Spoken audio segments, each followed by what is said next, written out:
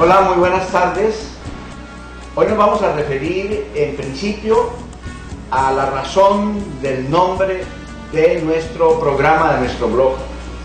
Se llama Caminando y Pedaleando. Y en esto vamos a hacer un poco de historia, porque este fue un nombre que usamos hace algunos años en un programa radial.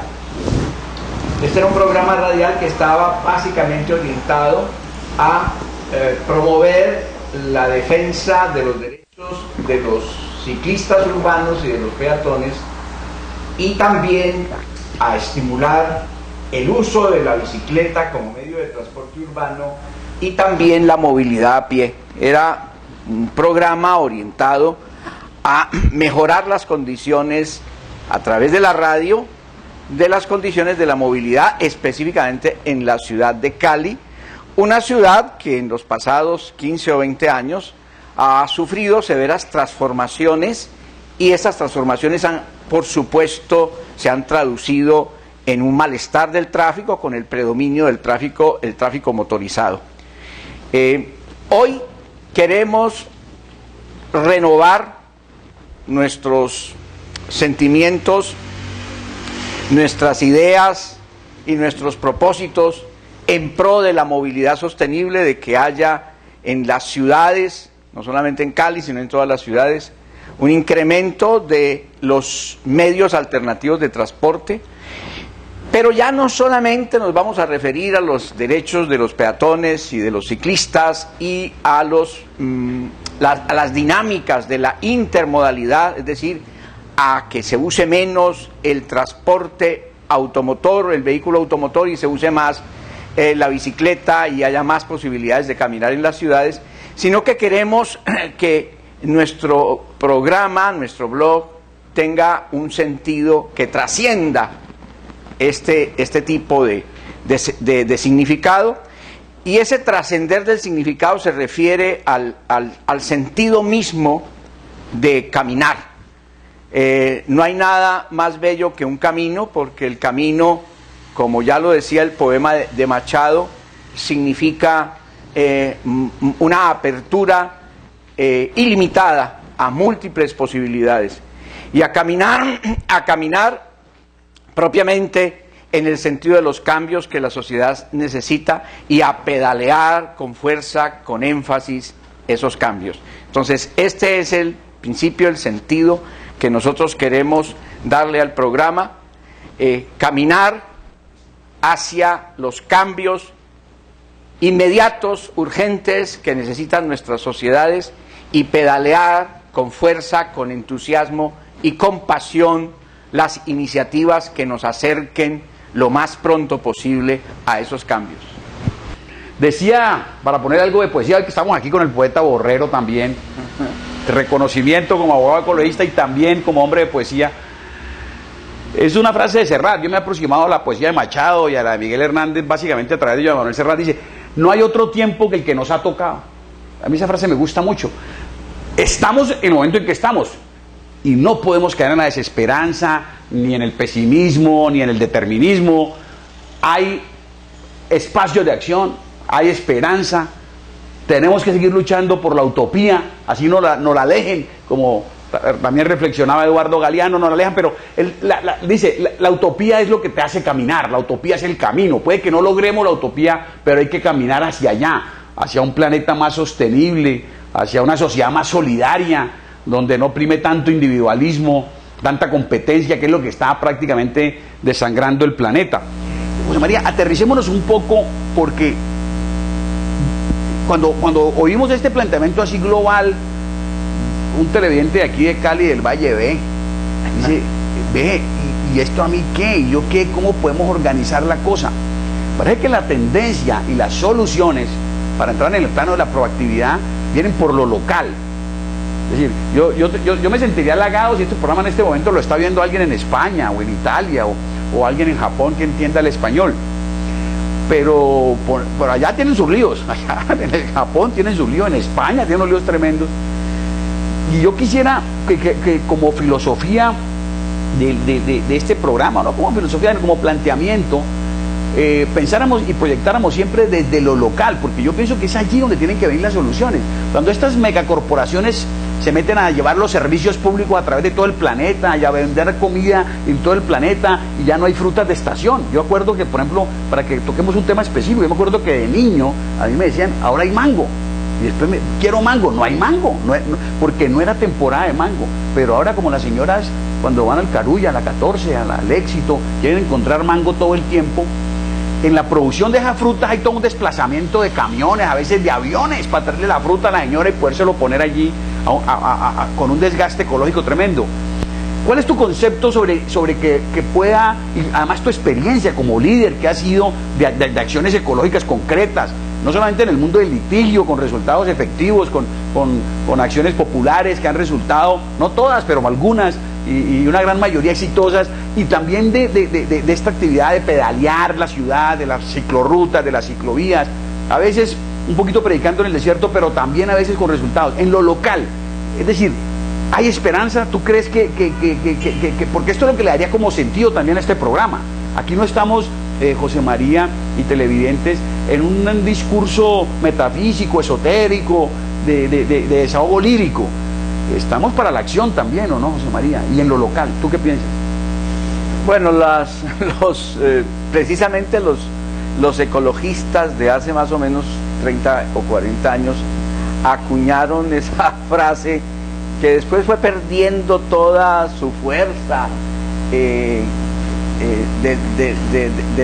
entonces, que era pensar globalmente y actuar localmente.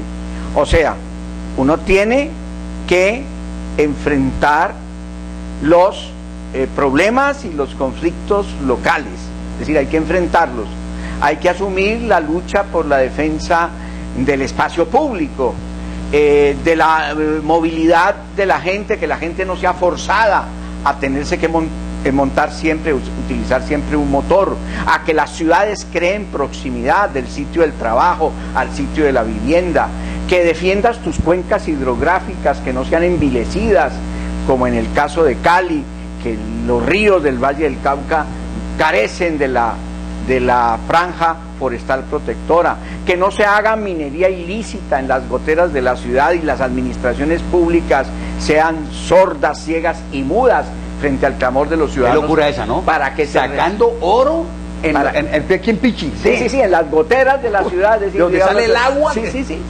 Pero eso, el hecho de que tú estés actuando en tu localidad, no te desconecta del planeta, y menos hoy. Menos hoy, cuando los ambientalistas hace 30 o 40 años hablaban de pensar globalmente, actuar localmente, no teníamos estas maravillas de hoy, estas maravillas de las redes sociales, de la comunicación online, carecíamos completamente de eso. De manera que hoy actuamos localmente, pero tratamos de que nuestros problemas, nuestros conflictos, nuestros movimientos sociales sean reconocidos como legítimos, como válidos, como importantes para gentes de otras latitudes, de otras partes del país. Yo te cito un ejemplo. Hace algunos meses recibí una carta en una red de abogados ambientalistas que hay en el planeta, de un líder de la India, un hombre de 80, 90 años, una especie de Gandhi, ¿no?, que había entrado en una huelga de hambre, como lo hizo Gandhi en 2 o 3 oportunidades contra los ingleses, para que el gobierno de la India no continuara en su ejercicio de barbarie ecocida, estableciendo una serie de represas en el río Ganges. Entonces, este señor pedía la solidaridad del mundo.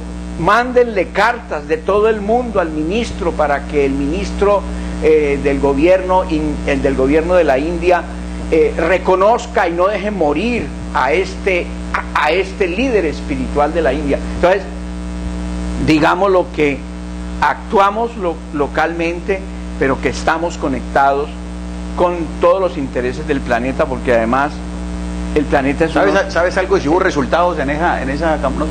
Sí, creo que hubo resultados, hubo un clamor general de la gente, hubo cartas de todo el mundo, y creo que algo finalmente se logró.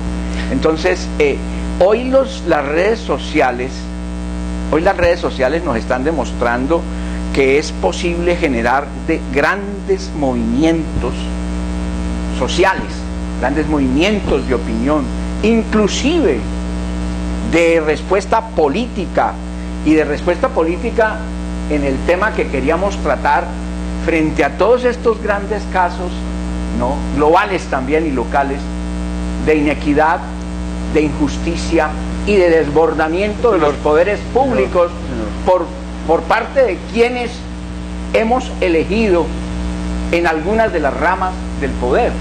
Entonces, valga la pena traer a colación esta vale, reflexión. Y de entrada, bienvenidas todas las propuestas, sugerencias de los amigos televidentes, por los diferentes, en el blog de José María, en las facilidades que tenemos, en siquiera en la página web de este servidor, Ginetti Asociados Abogados, lo que sea. Escríbanos, háganos saber sus opiniones. ¿Para qué? Para unirnos. Hay, por ejemplo, en el barrio San Antonio de Cali, un grupo de jóvenes que están movilizándose en bicicleta.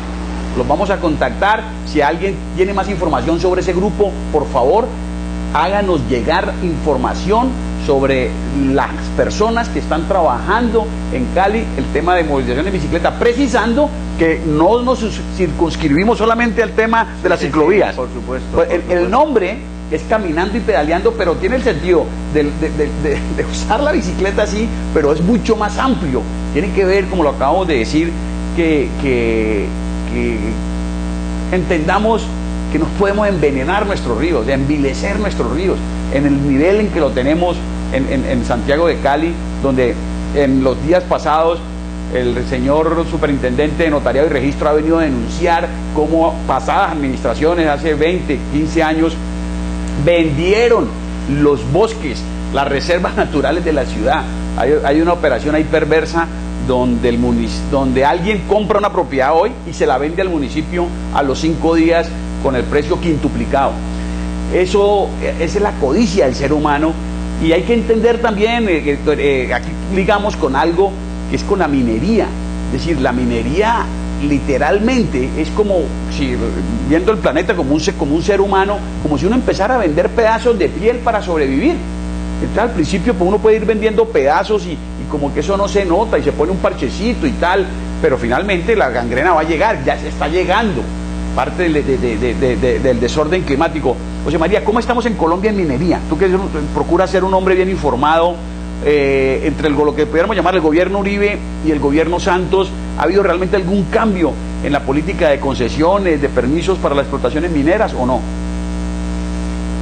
Bueno, este es uno de los despropósitos y de las, digamos, de las paradojas, e inclusive llamémoslo así, de una especie de doble moral en materia de la acción gubernamental. Porque mientras nuestro presidente, a quien respetamos, va a la cumbre de Río +20 a demandar de la comunidad internacional compromisos efectivos en materia ambiental, tenemos que el país se postra en el siglo XXI en la economía extractiva. Es decir, volvemos 500 años, nos situamos en la época en que estábamos, en la época de la colonia, de la conquista, y en que los españoles venían aquí por el oro. Entonces, hoy estamos... El que les quedó faltando a los españoles, sí, el que no se llevaron los españoles, se lo van a llevar ahora en las nuevas concesiones y los nuevos títulos mineros. Hay títulos mineros expedidos, si mal no recuerdo en este momento los datos, es que son aproximadamente en áreas protegidas.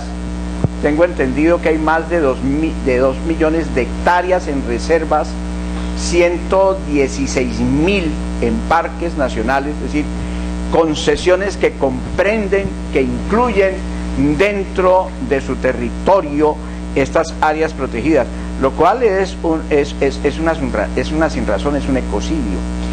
Para darle un ejemplo a nuestros amigos que nos están acompañando, el territorio del Quindío, el departamento del Quindío, que el año pasado fue declarado junto con los otros en 47 municipios de Risaralda, Caldas y Quintío, el patrimonio cultural cafetero fue declarado patrimonio mundial, patrimonio cultural de la humanidad por la UNESCO. Este territorio, el 60% de su territorio está comprometido en concesiones mineras, algunas de las cuales ya se han otorgado y otras que están por otorgar. Un despropósito, un ejercicio de barbarie legitimada contra nuestras fuentes de agua, contra ecosistemas como los páramos, que son las esponjas, uno podría decir, utilizando una metáfora, que son verdaderas fábricas de agua. O sea, y hoy nos anuncian en la famosa esa locomotora minera que se amplía el proyecto a 20 millones o 20.000 hectáreas, no recuerdo exactamente el número que hoy el ministro de Minas está anunciando pomposamente. Quiero hacer esta reflexión contigo.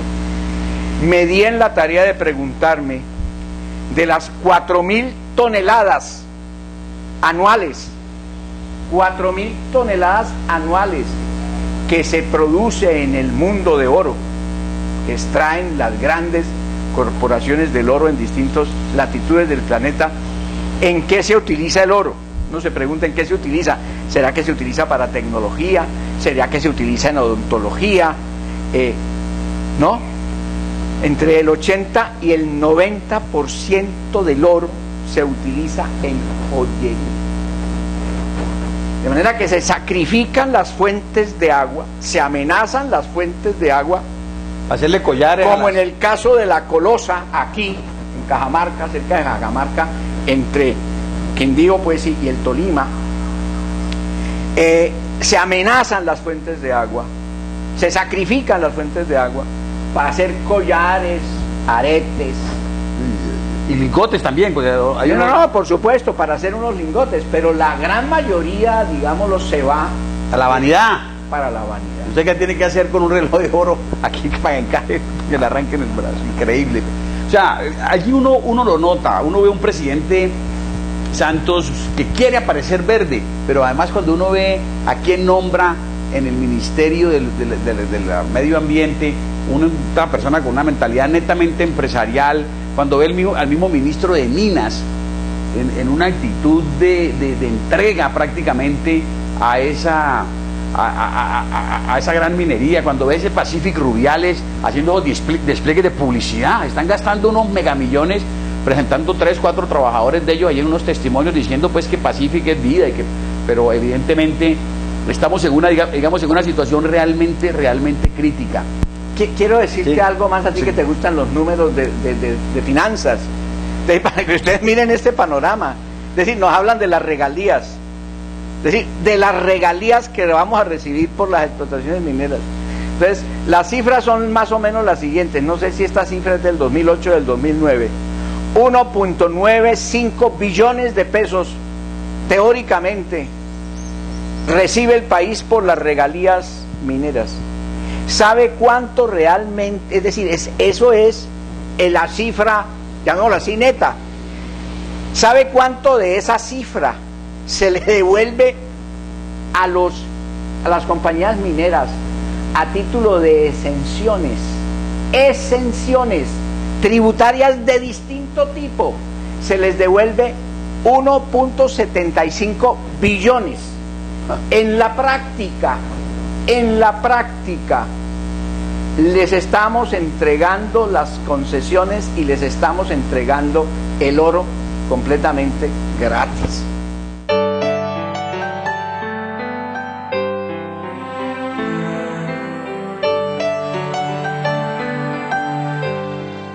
La gente ha perdido como la fe en los partidos. No sé.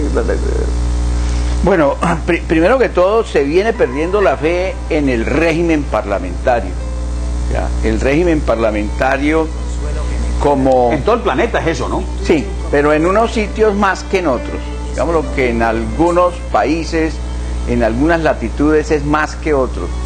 Porque entre nosotros se viene revelando, ya no es una cosa simplemente de la opinión de los ciudadanos, sino que se viene revelando a través de hechos que hay hay un envilecimiento, que hay demasiada corrupción, que la representatividad finalmente de los parlamentarios no representa los intereses colectivos.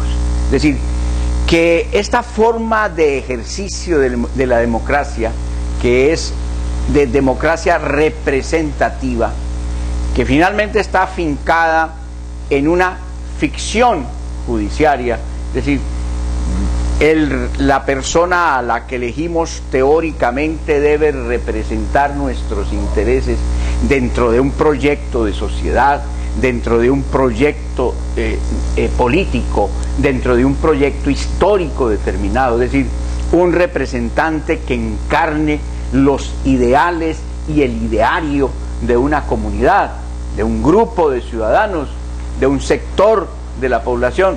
Mira, por ejemplo, en los procesos electorales, cómo se eligen a estos representantes. Lo primero que hay que tener en cuenta cuando se eligen estos representantes es cuál es la capacidad que tiene el club de poder al cual él pertenece en términos económicos para pagar una campaña. Entonces, aquí ha sido común oír que un concejal vale 300 millones, que un representante acceder a una curul de representantes vale 2.000 millones, que la de un senador 4.000 millones. Entonces, el asunto se reduce a ver cuánto dinero, cuál es la capacidad económica que tiene el club de poder para acceder a través de los medios, porque todo se vuelve política espectáculo. Es una política espectáculo además reducida, como decía Alay Stevenson hace muchísimos años, a que el programa de un candidato se convierte, palabras más, palabras menos, en el mismo tipo de campaña publicitaria para vender un jabón, para vender una pasta dental o para vender una toalla sanitaria. Entonces, en la práctica no es sino una política espectáculo, pagando gran cantidad de anuncios, una campaña publicitaria para decir qué dicen. Entonces aparece la foto del sujeto, ¿sí?, a través de quien son expertos ahora en manejar la imagen.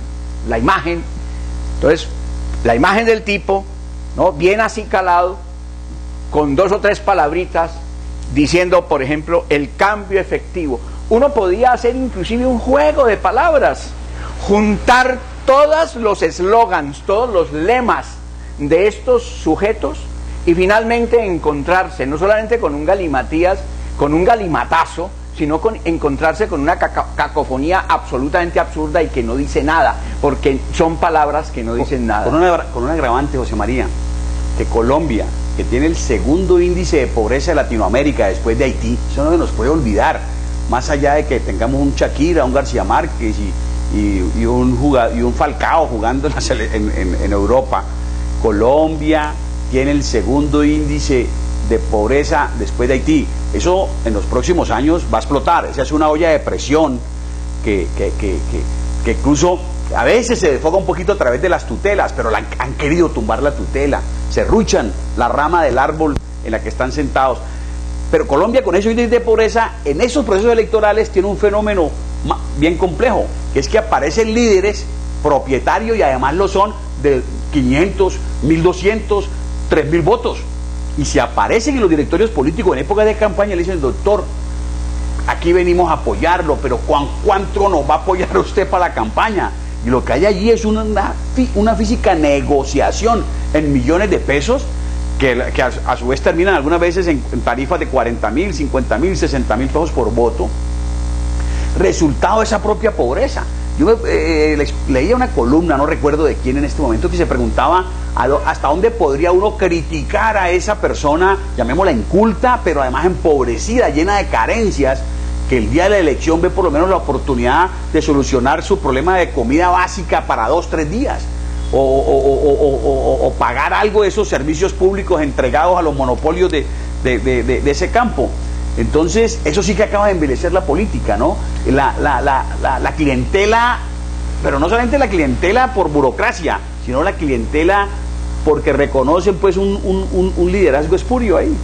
Es decir, no solamente se ha generado un envilecimiento de todo el sistema político, de sus instituciones y específicamente del sistema de la democracia representativa, es decir, del sistema parlamentario, por lo que habíamos señalado, por la ausencia de un proyecto histórico, de un proyecto social, por ausencia absoluta de lo que pudiéramos llamar la controversia entre distintas posiciones, entre distintas visiones de la sociedad, del futuro, de los proyectos específicos que necesita en un momento dado el país.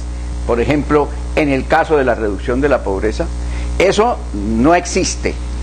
¿Sí? No existe el debate, no existe el diálogo, lo que pudiéramos llamar la controversia agonística, eso desapareció. Y ese envilecimiento, por absolutamente carencia de sentido, está acompañado de otro envilecimiento no menos grave, sino más grave, que es el clientelismo. Es lo que tú has señalado. Es decir, es un modelo político de clubes de poder que fincan precisamente el ejercicio de su poder y de su gestión en una manipulación clientelista. ¿Quién es su clientela? Y eso lo vimos aquí en la historia de Cali, para no ir muy lejos. Cuando Cali empezó a recibir grandes oleajes de migraciones, de migrantes que venían porque estaban huyendo de la muerte, porque fueron los emigrantes del campo que llegaban a las ciudades por estas oleadas de violencia. ¿Va a hablar de usted de Agua Blanca? Exactamente. ¿Sabe que Agua Blanca tiene el tamaño de Armenia? Por eso. Entonces, Agua Blanca eran los antiguos humedales del río Cauca. Los respiraderos. Es decir, eran los sistemas de amortiguamiento del río Cauca. ¿Qué pasó con esos humedales? Como aquí en Cali se habían robado las tierras ejidales, y porque las tierras ejidales, que fueron las tierras establecidas desde la colonia, en las leyes de Carlos V, pero aquí se las robaron. Entonces, ¿qué hicieron los propietarios de esos humedales? Establecieron urbanizaciones piratas, y en esas urbanizaciones piratas, además lo puedo decir porque yo lo vi, le vendían a la gente un lote que era un pedazo de laguna. Un pedazo de laguna se lo demarcaban. Las primeras construcciones fueron en palacitos. Le demarcaban el pedazo de laguna, y luego de que le demarcaban el pedazo de laguna, el dueño de la tierra, a través de un urbanizador pirata, venía el político. Entonces el político venía a ofrecer, lo primero que ofrecía, te voy a traer para el relleno del lote. Y después venía otra vez el mismo político u otro politiquero a decir, no, es que te voy a ayudar para la infraestructura. Mangueras para el agua. Mangueras para el agua, para la conducción. Después había que arreglar la calle, después, y se hizo esa infraestructura sanitaria en esos humedales. Primero, sacrificando al río. El más afectado fue el río, el curso del río, que hoy ya no tiene esos sistemas de amortiguamiento. Una cosa que y espérate, te termino esto. Y segundo, hipotecando a la ciudad en un costo elevadísimo, claro, que tuvo la infraestructura. No, porque es que las aguas negras están por debajo del Cauca. Claro, por supuesto. El Cauca está aquí y las aguas negras están acá, hay que bombearlas. Eso fue terrible. Entonces, todo eso generó una dinámica clientelista. Yo lo puedo decir además también como testigo, haciéndole alguna vez campaña, que estaba acompañando a Gustavo de Ruz. Gustavo de Ruz dijo que íbamos a hacer ahí una caravana pues en Agua Blanca. Él había trabajado en Agua Blanca, él había tenido proyectos allá. Entonces una vez llegamos allá nosotros pues con nuestros volantes a hablar con la gente, y recuerdo en uno de estos sectores habían 4 hombres que estaban ahí sentados jugando dominó, sin camisa, en pantaloneta. Entonces cuando yo me les voy a acercar, uno de los señores me pregunta, me mira así y me dice, ¿y usted qué da? ¿Usted qué ofrece? Porque a mí no me venga con papelitos. Entonces esto ya es una estructura clientelista, claro, absolutamente establecida. de el envilecimiento del sistema democrático en las dos direcciones, no solamente por parte del político, sino por parte del ciudadano. Ya que usted cuenta eso, yo acompañé alguna vez a Harold Sangen en su campaña en la alcaldía, que no ganamos, quedamos de cuartos con 30 y pico mil de votos, quedaban para un senador, pero estábamos eligiendo era alcalde y no salió Harold. Pero íbamos a unos comités de barrios y yo empecé a observar, y Harold también, que es muy perspicaz, y decíamos, con unos líderes ahí, hola, toda la noche vemos más o menos la misma gente, no la llevaban de un barrio al otro, no salía gente nueva, y hay gente que posa de líder y cautivan el voto, se apropian de la voluntad popular. Pero yo creo que sin llegar pues al apocalipsis, yo lo que observo, y esto además luego de nutrirme un poco con algunas lecturas recientes de pensadores europeos, es que el modelo democrático, occidental, capitalista, colapsó. ¿Cuál será una alternativa? Soñemos aquí que estamos con un hombre de utopías, abogado, poeta. ¿Cuál podría ser la salida para que no dejemos estas intervenciones, José María, solamente como en el diagnóstico de problemas? Es decir, yo pienso que hay esperanza, y tengo alguna propuesta sobre eso, pero me gustaría escuchar inicialmente algún planteamiento tuyo de salida, más que de diagnóstico, a esta situación tan crítica que estamos viviendo. O apagamos y nos vamos. Bueno, uno podría pensar que en lugar de menos democracia, la salida sería más democracia. ¿Y cómo sería posible obtener más democracia? Digamos lo que le vamos a restringir el papel a la democracia representativa. Yo te estaba contando antes de que comenzara, fuera de cámaras, yo te estaba contando mi experiencia con un profesor holandés. Y este profesor holandés me contaba en una oportunidad que su país, que es Holanda, era la más antigua, la más, digámoslo, decantada democracia europea, y que no obstante eso, ellos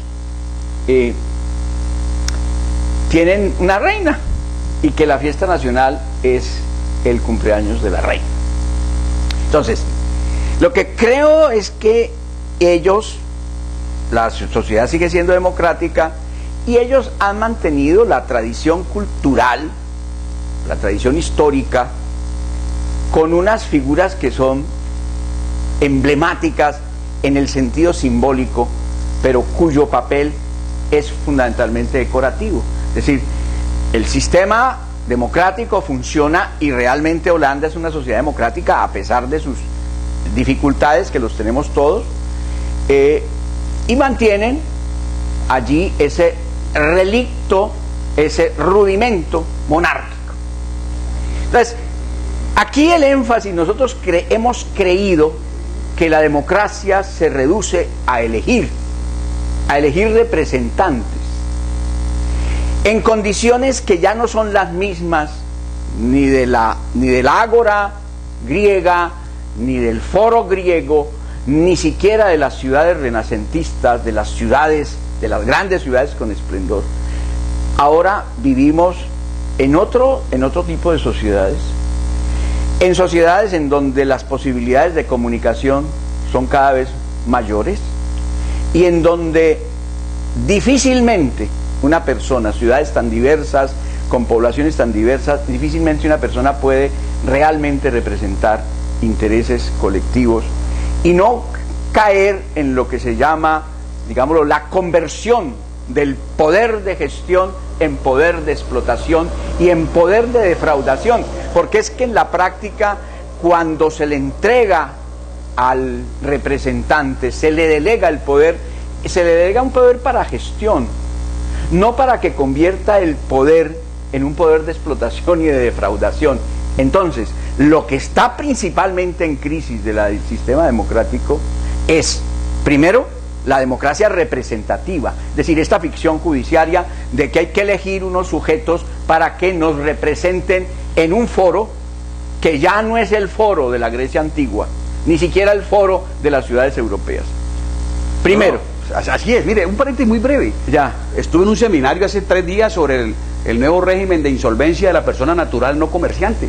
Eso salió en un capítulo, está en un capítulo, va a haber nuevas oportunidades para las personas naturales que necesiten regularizarse con el sistema financiero a través de la cesación de pagos, etcétera. Y el autor estaba allí, el jurista que hizo eso, y prácticamente decía, aquí no hubo debate, eso es una ley de la República. Lo que quiero decir, esa ley es una elucubración buena, porque el tipo es un técnico del tema de insolvencia de persona natural en general y de empresarial, doctor Juan José Rodríguez Espitia, y esa ley en el Congreso no le cambiaron ni una coma. Eso fue dentro del gran paquete del nuevo Código Procesal Único, nuevo Código Procesal Único que está saliendo, lo cual nos lleva a la triste conclusión, José María, de que aquí las leyes no son ni mucho menos debativas. Es decir, escogemos esos representantes que para que nos hagan las leyes, y las leyes aquí son impuestas por intereses, básicamente. Bueno, pero ese, digamos, además sería un tema para otro programa, es decir, el tema del fetichismo legislativo y el tema de la inflación legislativa, de la hiperinflación legislativa en un país que está lleno de leyes para que nadie las cumpla, es decir, esos ejercicios. Pero déjeme, esos ejercicios pirotécnicos. Déjeme, le pongo una pica en Flandes. Usted está hablando ahora de transformar la ciudad. Usted estuvo un tiempo en Providencia, porque hay mucha gente que también está volviendo a la pequeña comunidad rural.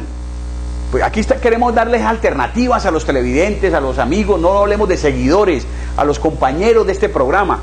¿Será que la solución es armar grupos de 1.000, de 500, 1.000 personas en lo rural y desde allí darnos un gobierno? Porque definitivamente la ciudad fracasó, la ciudad colapsó. No, a ver, no creo.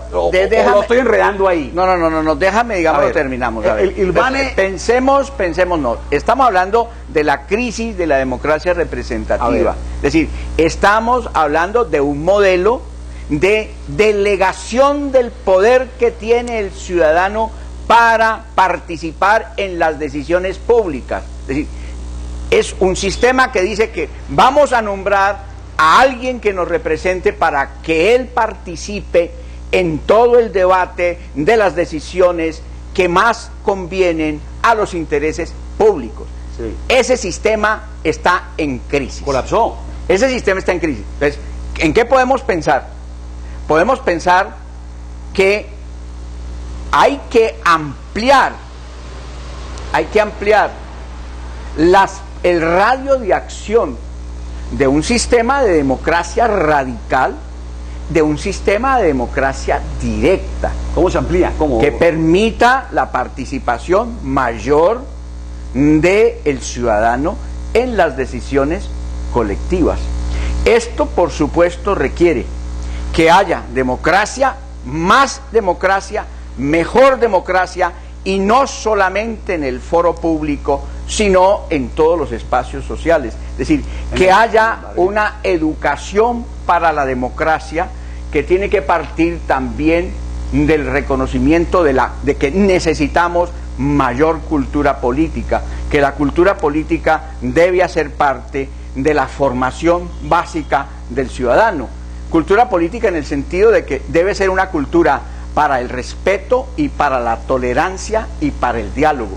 Entonces, democracia directa es una democracia en donde se permite, inclusive ha habido experimentos en pequeñas poblaciones europeas, ha habido experimentos de lo que se llama la teledemocracia, es decir, cómo lo que se va a discutir, lo que se va a decidir en el foro de la ciudad, en el consejo de la ciudad, se pone a la gente, se le invita a que la gente participe sobre esas decisiones. O sea, uno tiene que decidir sobre su casa, uno tiene que decidir sobre su barrio, la cuadra, tiene que decidir sobre la cuadra, sobre el barrio, sobre la comuna, sobre la ciudad y sobre la región. Las ciudades se pueden salvar, si el tema es este. Las ciudades se pueden salvar, no se salvan si continúan por la vía del incremento de la huella ecológica, es decir, de que todo lo que se necesita en la ciudad tenga que venir de afuera. Las ciudades se salvan si hay reconversión ecológica, y reconversión ecológica significa que hay que hacer de la ciudad un espacio. ¿Usted conoce en el mundo más armónico, una ciudad que se aproxime a ese sueño? Bueno, han habido experiencias, han habido proyectos. Se hizo un proyecto interesante en una ciudad aquí en América Latina, que es Curitiba. las pequeñas ciudades europeas. Las ciudades europeas son pequeñas en su gran mayoría, a pesar de que están rodeadas de grandes cinturones suburbanos. Holanda, por ejemplo, es un país de conurbación, es decir, son pequeños nódulos urbanos que están conectados en un espacio, digámoslo, en un territorio. Entonces, eso se puede lograr. Lo que no se puede seguir permitiendo es la concentración. Yo recuerdo que parecía un ejercicio autoritario, pero en las primeras... Usted ya no es abolicionista, usted dice, vamos a través del Estado, pero con más democracia, salimos de este problema. No, a ver. Con más democracia, vamos a lograr, porque eso es un proceso, la vida nos es lanzada a quemarropa. Cuando yo digo que necesitamos cultura política, no significa esto que vamos a detener la vida política, en el sentido de que la política como espacio para las decisiones públicas de interés colectivo, mientras nos preparamos, es decir, mientras nos encerramos a estudiar política. No, el ejercicio de la democracia nos va a nosotros a preparar, a mejorar, a capacitar. Esto significa que tenemos que ampliar los espacios de participación política, pero ojo, no sé si de esto hablamos en alguna oportunidad. No se trata de esa política en que nos ponen a conjugar el verbo. No sé si lo he dicho aquí en el programa. Pasado, pero repítelo, es que es bien interesante. No, esta cosa elijo... es decir, yo participo, tú participas, él participa, nosotros participamos, vosotros participáis, ellos deciden. Entonces, digámoslo, no ese tipo, digámoslo, que cogen a la gente y la sientan y le dicen, venga, firme esta acta. No, de eso no se trata. No, ciudadanos deliberantes, sí, apropiados de sus temas. Ciudadanos deliberantes. A ver, ahora, pero yo le hago una pregunta. Ese ciudadano deliberante, a ver, cuando uno piensa en que el gran proyecto es el proyecto abolicionista, es el proyecto de la autorregulación. A ver, ¿cuál es el proyecto abolicionista? Es el proyecto del ciudadano en donde se ha fortalecido con mucha fuerza, es decir, con mucho énfasis, el yo moral, el hábitat del yo moral, pero también el hábitat del yo político. Entonces, este ciudadano que es responsable de su cuerpo, de su alimentación y de su espíritu, que en cierta forma, como para utilizar una metáfora, ha hecho de su pensamiento, ha hecho de su corazón y ha hecho de su espíritu una obra de arte, porque la trabaja todos los días, porque todos los días sabe qué está comiendo, porque reconoce qué es lo que come, porque hace ejercicio, porque se preocupa por desarrollar su inteligencia emocional y no solamente su inteligencia cognitiva, es decir, porque es un ser humano consciente no solamente de sus responsabilidades consigo mismo, sino con su sociedad, con su familia, con sus amigos, y si lo quiere, pues así en términos globales, con el planeta. Ese sujeto no necesita controles externos. Usted no necesita un policía al lado de él. Un policía para cumplir sus obligaciones con sus hijos, para amar a su esposa, para ser leal, ni seguir ampliando las cárceles, ni para ser leal con su madre, ni para ser solidario con sus amigos y con sus vecinos. Usted no necesita un policía para eso, porque usted ha desarrollado el hábitat grande de su yo moral y de su yo político. Usted sabe que el proyecto fundamental de nosotros como humanos, si creemos en eso que dice el biólogo George Bateson, de que el pensamiento no es solamente un epifenómeno de la materia, sino una condición de existencia del universo. Cuando nos conecta, como hacía Carl Sagan, a nosotros, nos dice, somos polvo de estrellas, pero estamos obligados a florecer no solamente ante nosotros, sino ante el cosmos antiguo y vasto del cual surgimos. Entonces, cuando un sujeto se llena, digamos, de ese sentimiento de plenitud, de dignidad, no necesita ni presidentes, ni policías, ni pastores, ni gobernadores, ni pastores, ni normas, nada, está en comunión con un ser super, con una ética superior, con un ser superior, con una divinidad que le da un marco ético para su conducta. Así es, claro. Y esa es la convocatoria de Caminando y Pedaleando.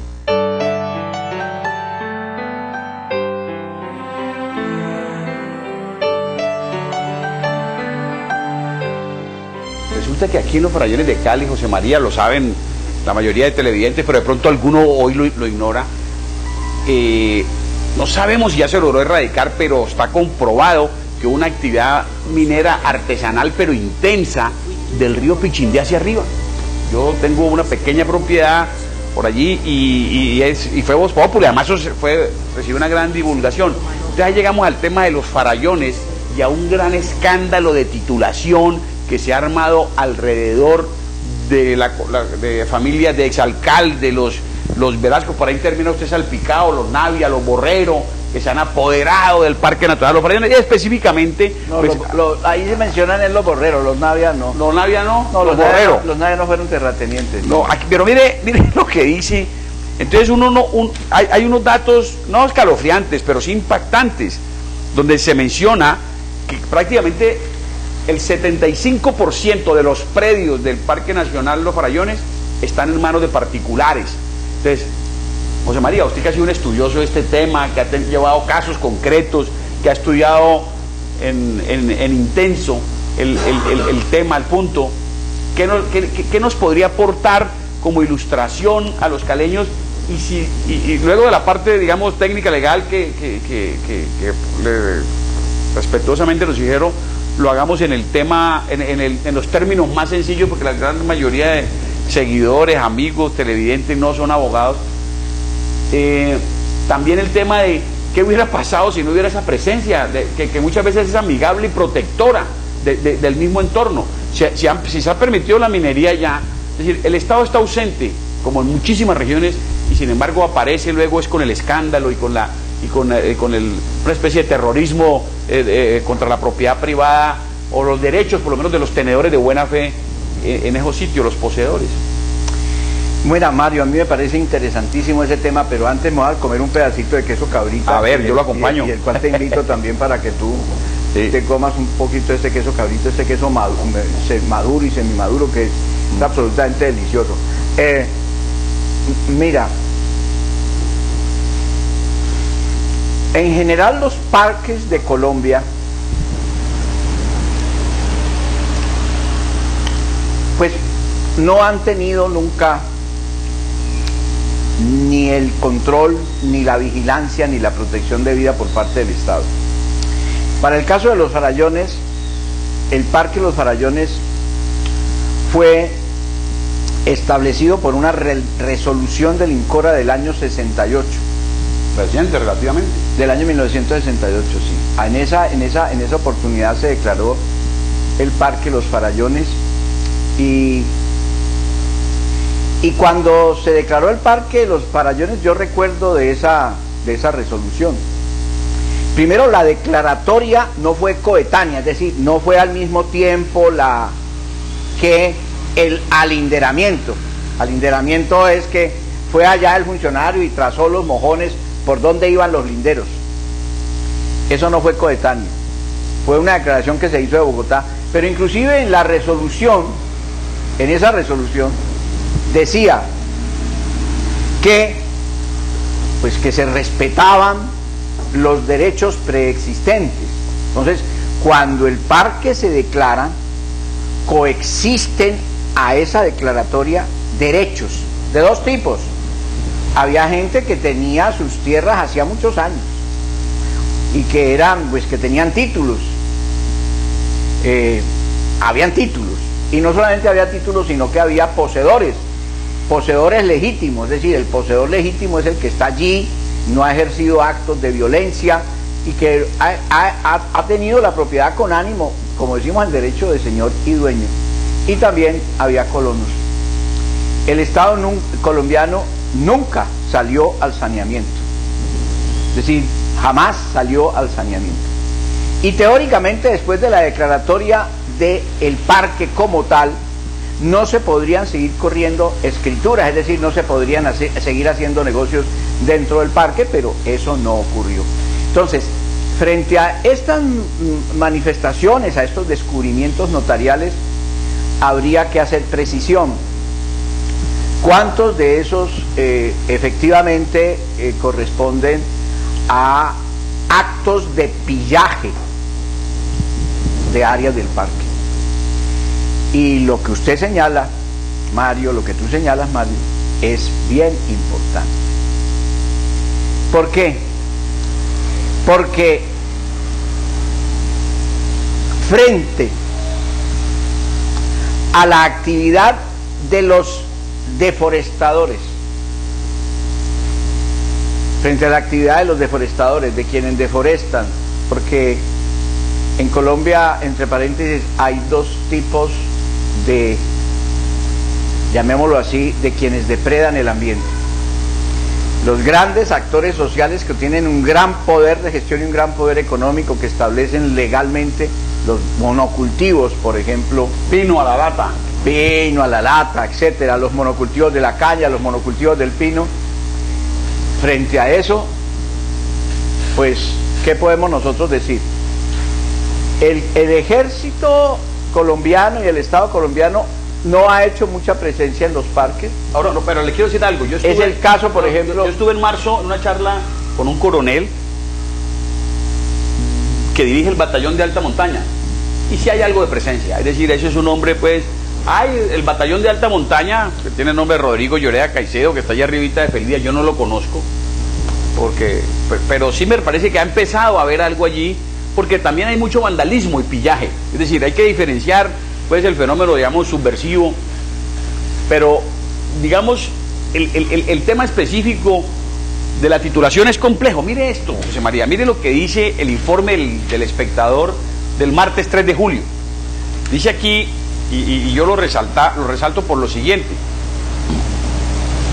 pese a las buenas intenciones que hay por la recuperación de estos predios, ahora hay un lío que deben resolver con prontitud. No hay claridad sobre los límites de los farallones. El error se encontró en 1968, cuando se estableció que el parque tenía 15.000 hectáreas. Sin embargo, para el reciente estudio, el área es de casi 207.000 hectáreas. Esto se tendrá que aclarar antes de empezar las acciones judiciales para recuperar los predios que fueron adquiridos de manera irregular. Para esto, Parques Nacionales debe coordinar con el Agustín Codazzi para fijar los límites de la reserva y de esta manera determinar cuáles predios no tienen efectos legales. Entonces, es muy loco. De 15.000 hectáreas, esta resolución es la del 68 que usted mencionaba, del INCORA, contra 207.000 hectáreas que se pretende o se dice que tiene hoy. Bueno, yo lo que no estoy seguro es que la resolución del INCORA se haya hablado de 15.000 hectáreas, porque 15.000 hectáreas sería muy poco para lo que es realmente el Parque de los Farallones.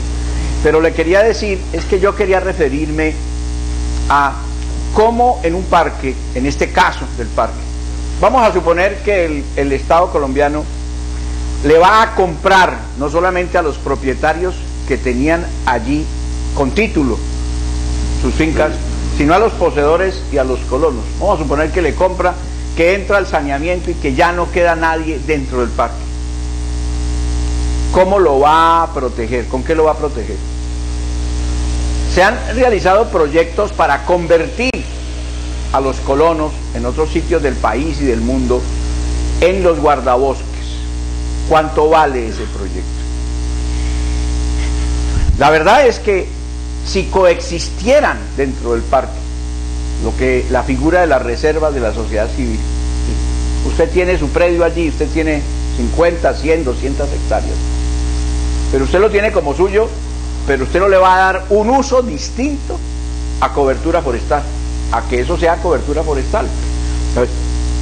Más que pensar en un proyecto de saneamiento, que no sé cuánto vale, es más bien garantizar que quienes están dentro del parque, que tienen títulos, o quienes son poseedores legítimos, coexistan en el parque mediante un proyecto que podría ser un distrito de manejo integral.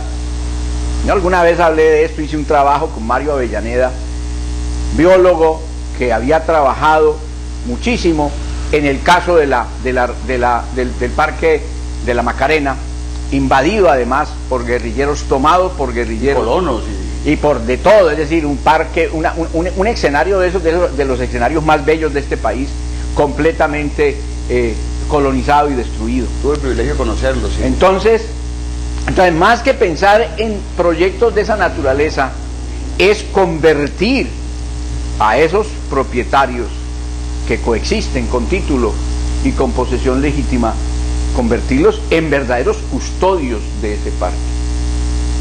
Es decir, en custodios naturales del parque.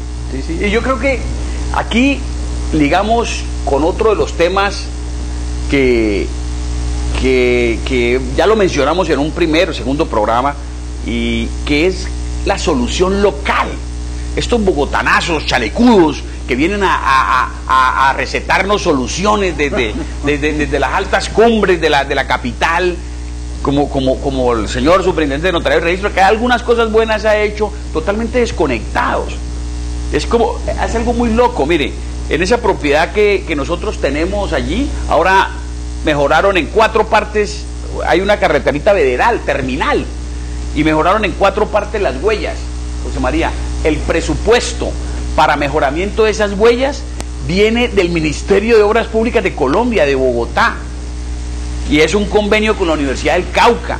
Yo me pregunto, ¿cómo es posible que el mejoramiento de una pequeña carretera allí en estos linderos del Parque Natural de los Farallones tenga que ser una partida presupuestal que venga desde Bogotá?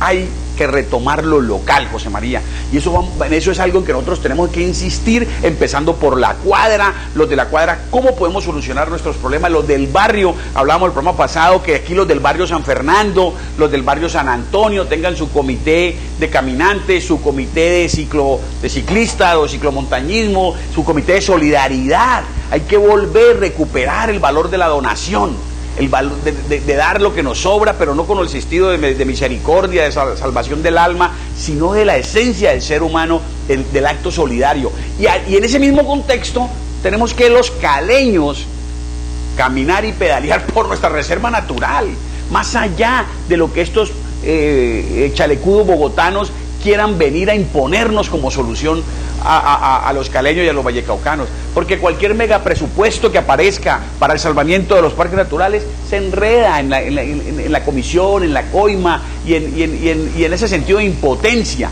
Hay que reconectar con la capacidad de autodeterminación de cada uno de nosotros y el poder del colectivo civil, como bien lo dijiste ahora, en una estructura, digamos, de red, entendí, rizomática es la cosa, es decir, donde no haya ese jefe, esa autoridad, y donde cada presupuesto hay que presentarlo en original y 4 copias, y hacer venias, y suplicarle al rey, al burócrata que derrame la partida, que gire el dinero, porque hay mucho poder, hay mucho poder. Este es el programa, Caminando y Pedaleando, un programa de insurgencia civil, no violento, pero donde se reconoce el poder que tenemos, la voluntad, el libre albedrío. No somos ovejas, como el pastor que seguir, porque el buen pastor, la buena oveja sigue su pastor, y la buena oveja reconoce la voz de su pastor, porque la oveja tiene claro quién es su pastor. Y me entendieron, y dicen, ¡bé! Contestaron. No, aquí no estamos para ovejas. Buen cierre de este compartir del día de hoy. El programa queda en la red, usted lo puede compartir, se lo puede remitir a través de los diferentes medios. Demos Facebook, busque Caminando y Pedaleando en Twitter, aparece. Caminando y Pedaleando en Facebook le aparece. Caminando y Pedaleando en Newsstream le aparece. Alexander Bedoya y Mauricio Valdés nos han colaborado en la parte técnica. Beatriz Cristina Navia nos ha colaborado aquí con su queso exquisito de cabra. Maravilloso el queso. Muchísimas gracias a todos, un abrazo fraterno. Y estos temas de actualidad, estos temas que nos aportan, la idea es que cuando termine este programa usted quede conmovido con alguna idea, con algún aporte nuevo. Gracias. Y muchísimas gracias a quienes nos hicieron sugerencias y comentarios en la tarde de hoy, muy valiosas.